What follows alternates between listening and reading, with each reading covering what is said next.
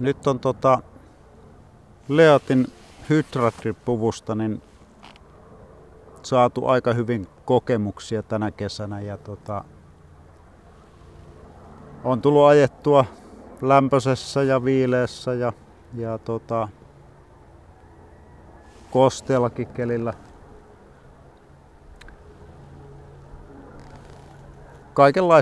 Kaikenlaista ajoa ja nyt jos vedetään pikkasen yhteen, että mitkä kokemukset tästä on, niin lähdetään vaikka sieltä viileästä kelistä, eli viileällä kelillä minun mielestä hyvä puku. Tää pitää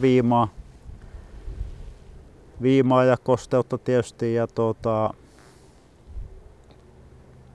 alle kun pistää vähän lämmintä vaatetta, niin puku tuntuu varsin hyvältä viileälle kelillä.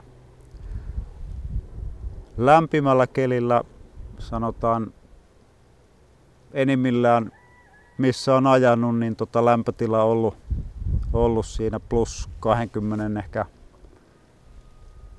6 asteen hujakoilla, itse asiassa aika useitakin päiviä ja pitkiä matkoja täydessä auringonpaisteessa ja mun täytyy sanoa, että puku ei missään nimessä ole parhaimmillaan lämpöisellä kelillä. Eli mä pitäisin ehkä sanotaan lämpötilan rajana semmoista 20 astetta. Et jos on alle 20, tää puku on todella hyvä. Etenkin jos sanotaan pystyy pitämään vauhtia yllä. Tietysti mettäpolulle jos lähtee, niin se 20kin on aika paljon hitaissa vauheissa. Mutta sitten kun mennään sen 20 yli, niin tää ei hengitä riittävästi tää puku, eli tää ei ole varmaan hengittävyydeltään niin Gore-Texin tasoa esimerkiksi. Tosin Gore-Texikään varmaan ei kaikkein paras ole, mutta itse valitsen mieluummin semmoisen oikeasti hengittävän puvun sit kun mennään yli 20 asteen. Ja niin kuin sanoin, niin kyllä mä tämän ajoin lämpöisissä aurinkoisissa päivissä ja vielä kaiken näköisiä mettäpolkuja ja vastaavia pitkin, eli hikoilin oikein huolella tämän puvun kanssa ja kyllä sitä selviytyy, mutta kyllä se vesi maistuu ja ei se oikein kiva ole silloin, kun joutuu ajamaan silleen, että on ihan hiestä märkänä koko ajan. Onneksi kyseisellä reissulla niin oli mahdollisuus sitten peseytyä iltaisin, että ei ollut telttamajoitusta tai vastaavaa, että sinänsä ihan ok. Mutta joo, sanotaan lämpöiselle kelille, niin en suosittele tätä pukua, mutta jos lämpötila alle sen 20, niin sitten on ihan jees. Kosteelle kelille tämä on hyvä, eli on ajanut vesisateessa, en nyt missään ihan hirveän pahassa kelissä, mutta on ollut kaatosadetta pienen pätkää ja on ollut sitten koko päivän kosteita keliä, niin puku pitää veden ihan hyvin, eli ei ole mistään päästänyt kosteutta läpi. Ja sillä tavalla niin kuin hyvät kokemukset ja siihen käyttöön, mihin tämä puku on tarkoitettu, niin tuntuu toimiva. Tosiaan niin silloin, kun mä tämän puvun ostin, niin mä ostin tämän ehkä pykälää liian pienenä, tai sanotaan, että ehkä se nyt on jopa ihan sopiva, mutta se oli pienen tuntunen silloin, kun puvun ostin.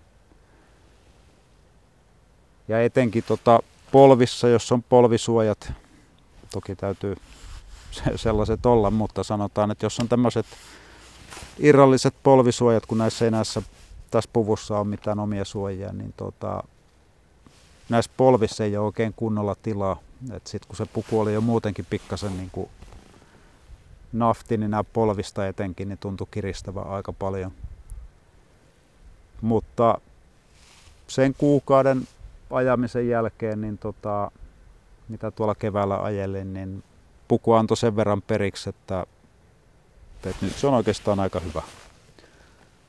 se on niin kuin sopiva nafti ja hirveästi tänne nyt ei lämmintä vaatetta mahu alle, mutta omat reitit on vähän semmosia, että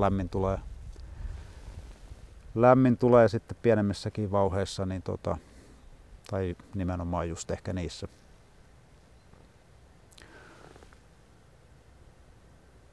Mutta joo, siis suhteessa edullinen puku, eli housut ja takki, OVH taitaa olla siellä 300 kappaleen hinnassa, mutta vähän kun tarjouksia katsoo, niin voi saada jopa alle 200 ja eli yhteensä puhutaan semmoista 400 euron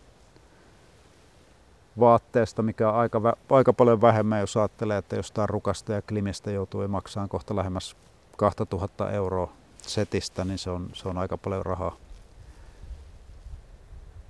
Toki ehkä se, että siellä on sitten suojausta ja muita ominaisuuksia sitten enemmän, mutta tällä tavalla, kun itsellä on nyt näitä Leatin kamoja, niin on tosiaan viileelle ja kosteelle kelille omansa ja sitten tuommoiselle lämpöiselle kuivalle kelille omansa, niin näitä pystyy vaihtelemaan ja se ajoasu ei ole semmoinen kompromissi, vaan se on aina just siihen oikeaan tarpeeseen niin sopiva.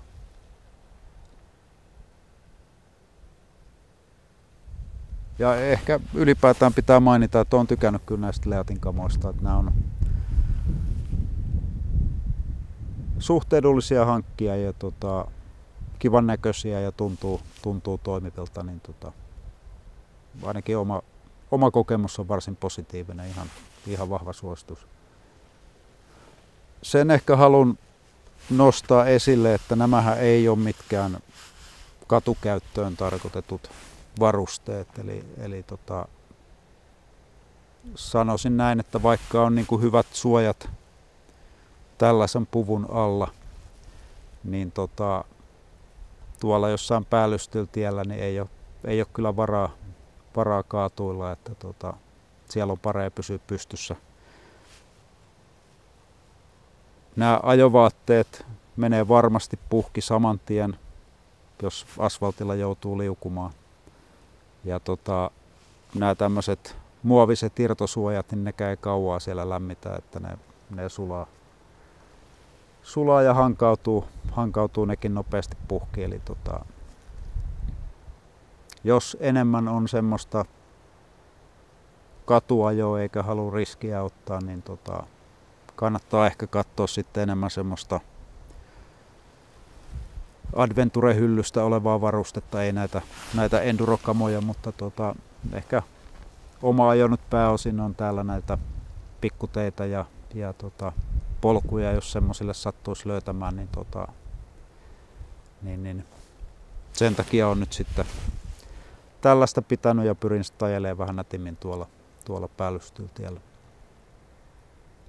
Mutta se on hyvä muistaa, että tämä ei ole tosiaan mikään katukäyttöön tarkoitettu vaate. Joo, tällainen yhteenveto ehkä tästä Leatin hydraattivarusteesta. On tykännyt ja sanotaan, että kun se valitsee oikealle kelille, niin silloin on hyvä.